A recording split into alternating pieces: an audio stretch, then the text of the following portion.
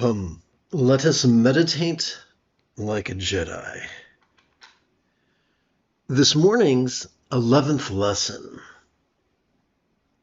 is drawn from the meditation manual known as Easy Enlightenment, which is available for free download.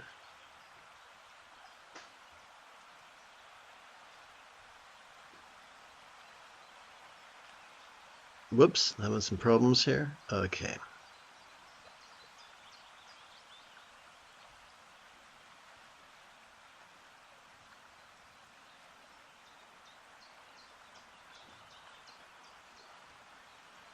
The topic of this morning's lesson is sitting comfortably and sustainably in meditation. Together, let us relaxingly recite. Our mind dwells in our central nervous system, and our central nervous system dwells in our physical body of flesh, blood, and bone.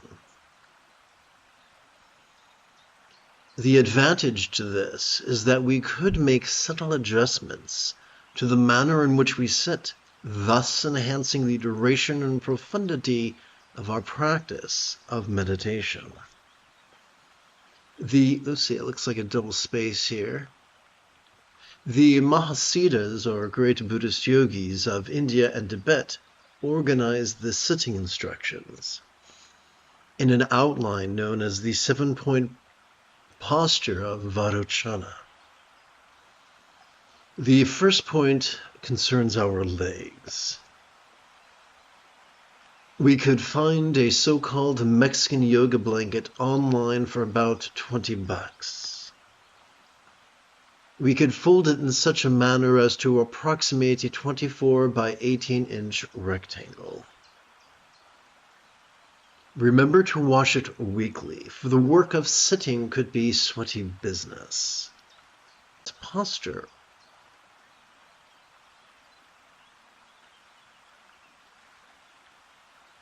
What an excellent example of the effect of patriarchy's toxic elitism upon art. For few can comfortably and sustainably assume that posture, or asana, for 2, no less 4 hours daily. The most ancient Buddhist art, however, depicts Gautama or Shakyamuni Buddha sitting in what some would describe as merely the quarter lotus posture, wherein one leg lies flat upon the other like a sandwich. It is important, therefore, to remember that it is our hips that are ball joints, whereas our knees are merely hinge joints. Treating our knees as if they were omnidirectional as our hips could lead to needless and unnecessary injury. By experimenting with our hip joints, we could rest our instep upon the blanket, instead of on the bony crowns of our ankles, which could be quite painful.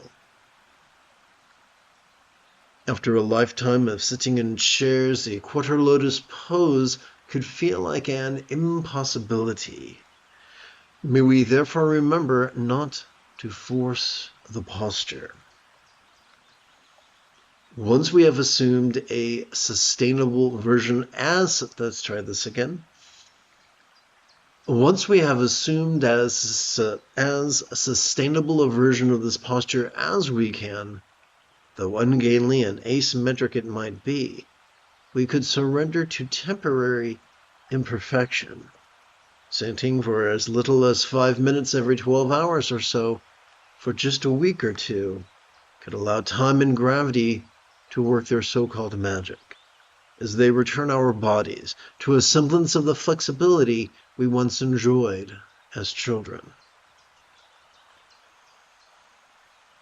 Many find that by setting a circular meditation cushion or zafu upon their folded yoga blanket and resting one's tush upon it enhances both the short-term comfort as well as the long-term endurance of their sitting. We could find a zafu online for about $50.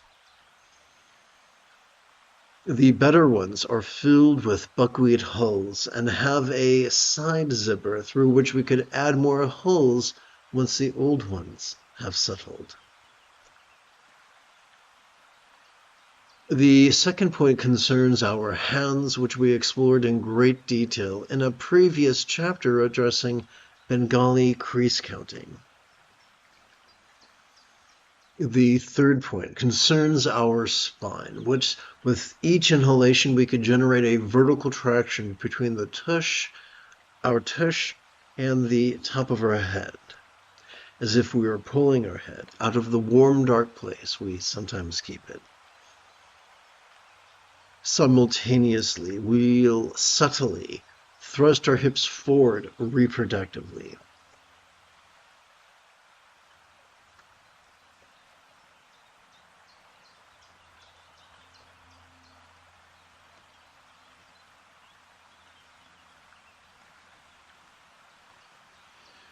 During each exhalation, we are wired to subtly relax this traction.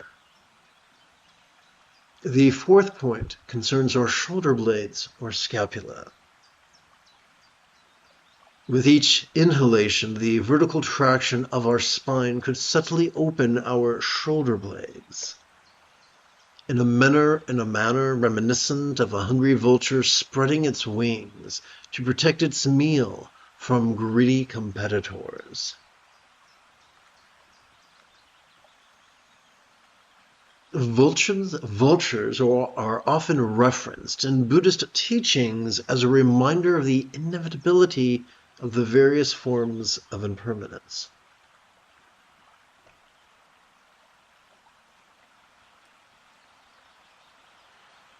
Which, although inconvenient and sometimes frightening, could aid our training in relaxation and release. The fifth point concerns our head. With each inhalation, subtly dropping our chin down towards our breastbone or sternum could be the natural consequence of subtly pulling the top of our head up while simultaneously opening our shoulder blades.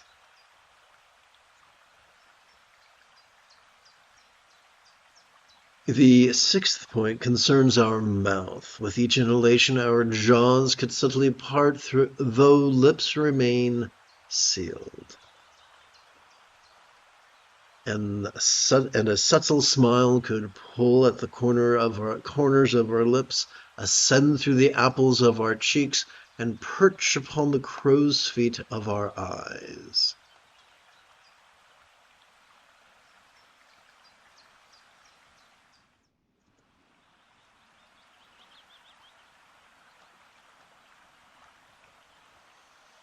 As the tip of our tongue gingerly touches the roof of our mouth just behind our front teeth or incisors.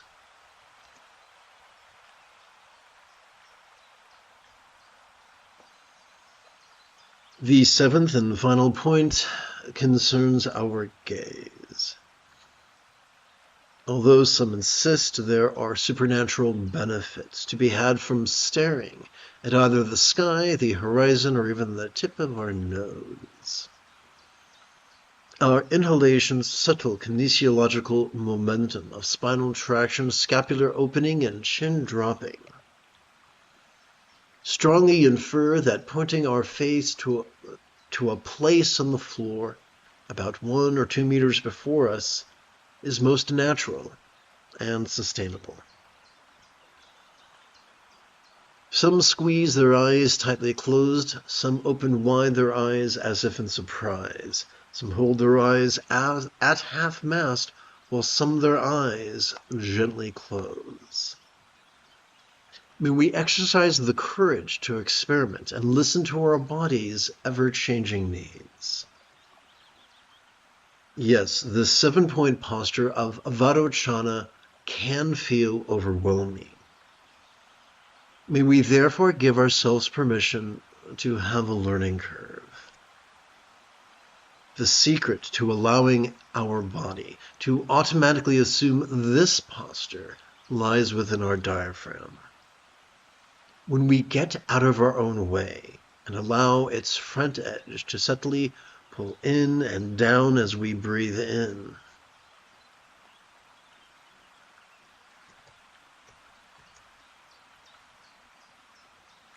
as well as let it relax back up to its upright posture as we gently exhale, our body could assume the 7-point posture of Adachana spontaneously, easily, and effectively.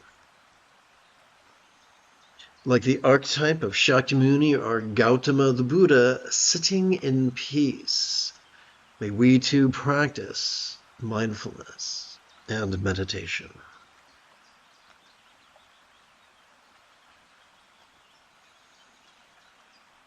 Having completed our opening lesson, we could now shift gears. It is Qui-Gon Jinn Tuesday morning. Come, let us meditate like a Jedi after about 30 seconds of housekeeping. This is the Dzogchen Semde Lama Jigme Gyatso of the Buddha Joy Meditation School. For more than 30 years, I have harnessed my autistic special interests as well as ADHD hyperfocus to spend about which is made possible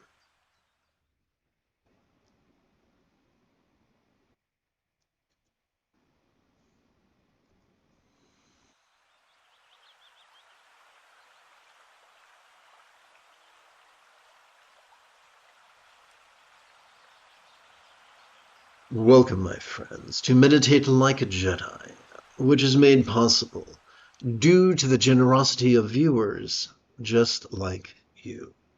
For the remainder of this morning's live stream, let's meditate.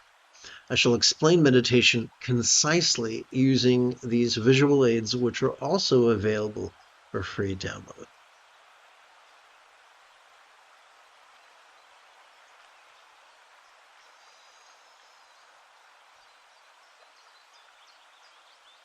Sturgeon's law reminds us that 90% of everything sucks, including meditation instruction. Many teachers and authors will implore their students to actively focus and analyze. They might call it concentration and contemplation, or samatha and vipassana. However, overworking our prefrontal cortex will induce us to present with symptoms of depression, as well as trigger our amygdala, the seat of both anxiety and aggression. Fortunately, neither the prefrontal cortex nor the amygdala constitute the entirety of our central nervous system.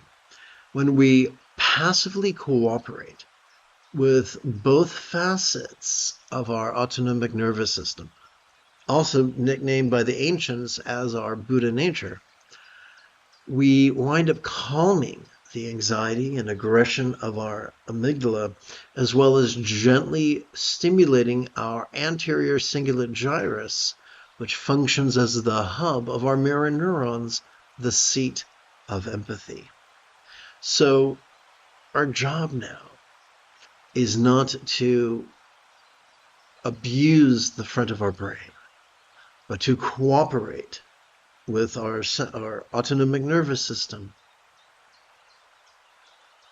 in a way that allows us to be the people that our dogs already think we are, the people we were born to be.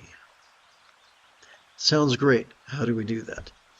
Every time we inhale, evolution has wired us to automatically access the middle bit of our spinal cord, known as our sympathetic nervous system. It has evolved to help us to vulnerably, passively, viscerally, randomly, and fleetingly notice all manner of phenomena.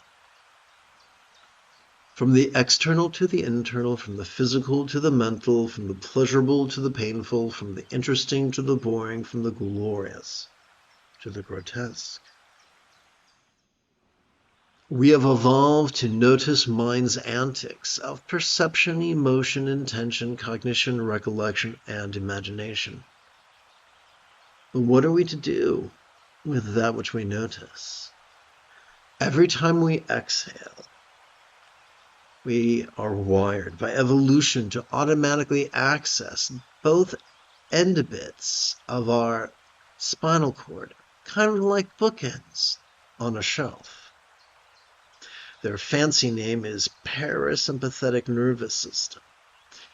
They help us to physically relax and mentally release to such a degree that which we noticed during our previous inhalation could fleetingly feel less stressful, less permanent, and even less defining.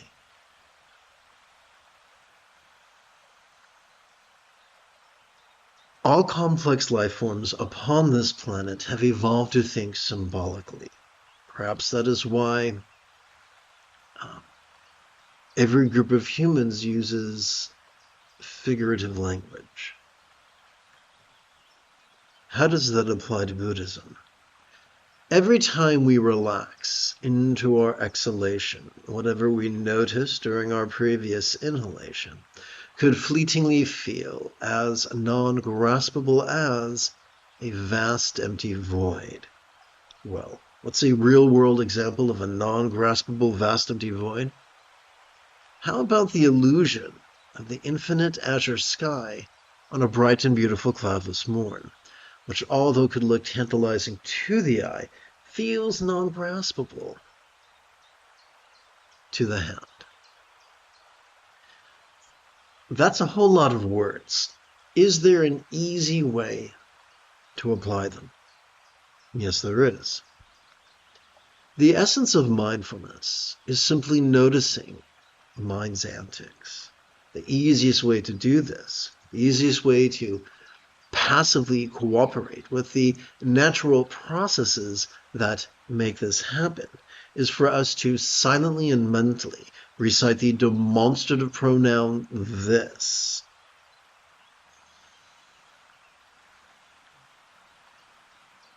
Each time we feel our diaphragm pull in and down as we spontaneously inhale. Meditation is simply relaxing into mind's non-graspable nature. The easiest way for us to passively cooperate with the portions of our Buddha nature which have evolved to do this is to simply silently and mentally recite the one-syllable verb ease each time we feel our diaphragm relax back up into its upright position as gently we exhale.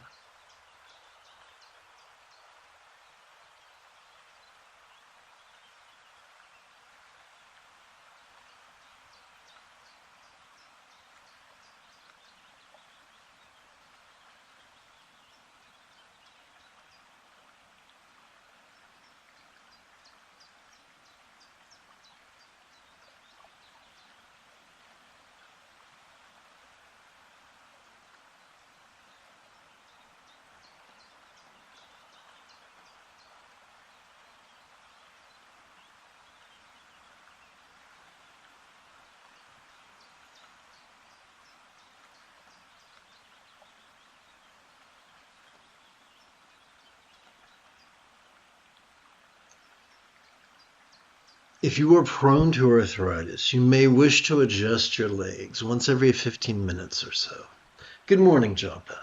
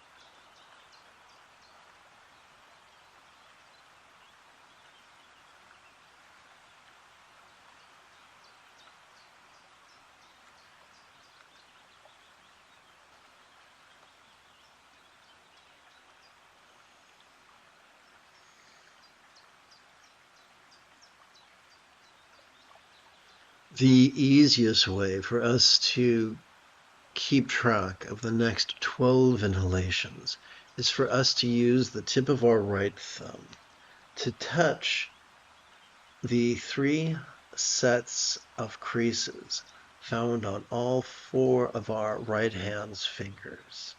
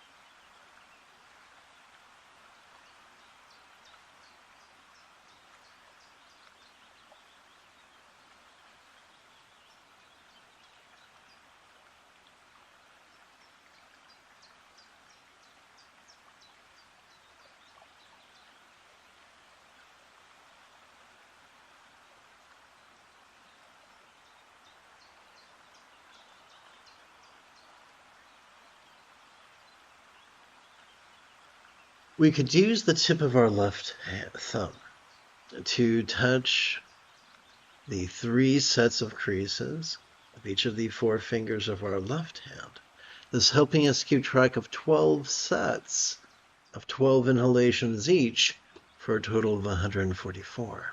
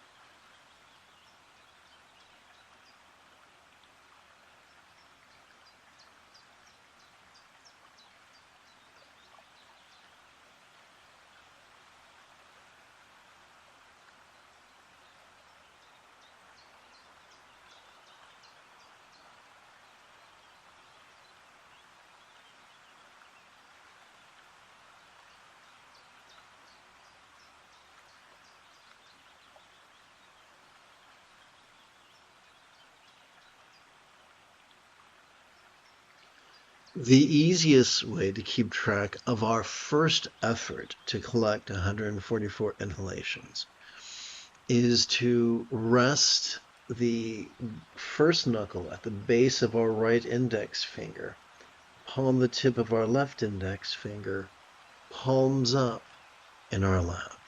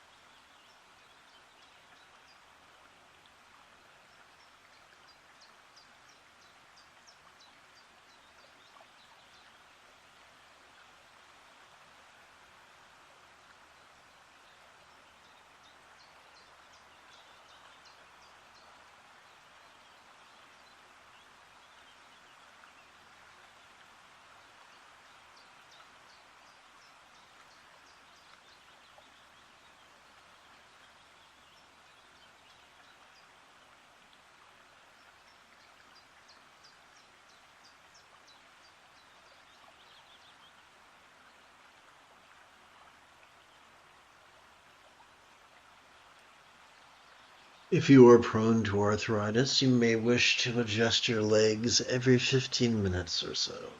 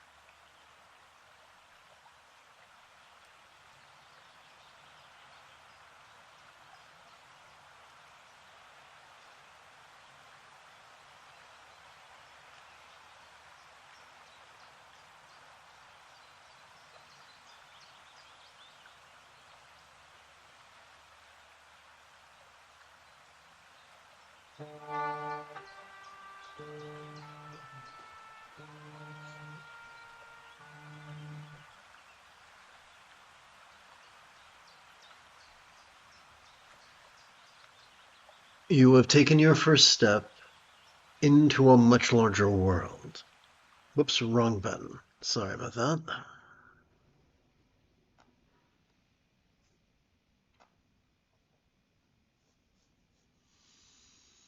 If you feel that I have earned it, you could give this live stream a thumbs up. You could even help support this channel.